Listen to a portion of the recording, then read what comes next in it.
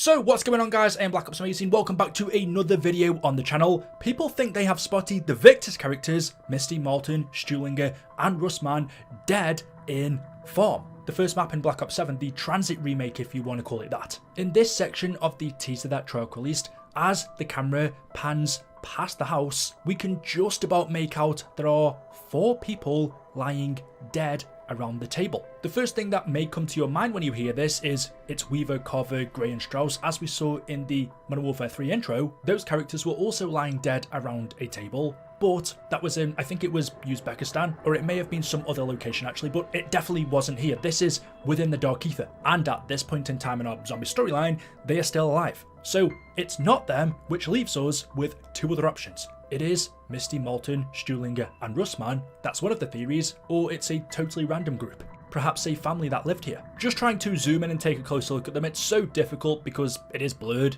It looks like one of them is wearing a cap, which would obviously have to be Misty, and that one in the centre there sort of looks like he's wearing the same jacket that Stuhlinger would have, but as Treyarch would have intended with this trailer, it's pretty much impossible to say for sure. Is it even possible for this to be Victus though? Does it make sense in the storyline? Well, at the end of Tag the Totem, just like everything else, they were banished into the Dark Aether.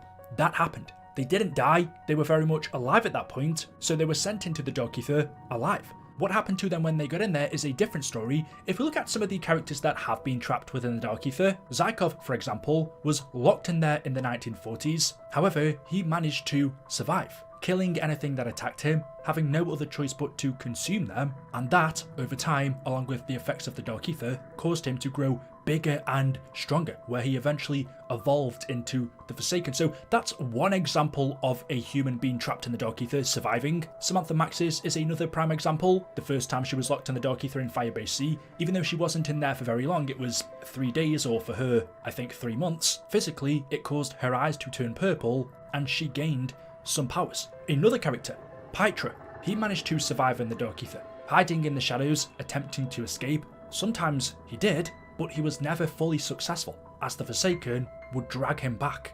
It has been a long time. I can hardly remember before. There is only now. And now is not a time I would wish upon anyone. This place has changed. It is unsustainable. Many bow before one. Those who do not are consumed. The rest of us, we cower in shadow. Some manage to escape, but the crossing between worlds is dangerous. They arrive home disfigured, changed into fiery demons, horrors devoid of humanity. I hear they are killed almost instantly, when all they wanted was to escape. But they were no longer human. So the good soldiers bring their suffering to an end. Those are just 3 examples of humans being able to survive within the Dark Aether in different ways. So there's nothing to say Misty, Malton, Stuhlinger and Rustman, being as competent as they were with weapons, they had a lot of experience against the undead, wouldn't have been able to survive as well. The only issue is, there is a very small chance the Dark Aether would not have affected them. Whether they gained powers like Samantha, whether they evolved into different creatures, similar to the Forsaken, maybe into a mimic or a zombie. Or perhaps like Pytra, they did just survive, hiding away and fighting when they needed to. I don't know if any of you will remember this, but back in Black Ops 4's Classified, there was a ominous radio or a phone call from Stuhlinger calling out to Richtofen. Hello? Is this thing on? Richtofen! Hey, Richtofen! You've been gone from my head a really long time. I gotta be honest, I'm freaking out a bit, man. It's so quiet. I can actually hear myself think. Zombie. Do you know what that's like? It's not nice at all. So, listen, buddy, old pal, we gotta talk. You sent us here, of all places, but you forgot to tell us what to do. It's dark, it's damp, it's just really filthy. I think the roaches are crawling with roaches. How is that even possible? Wait, shoot.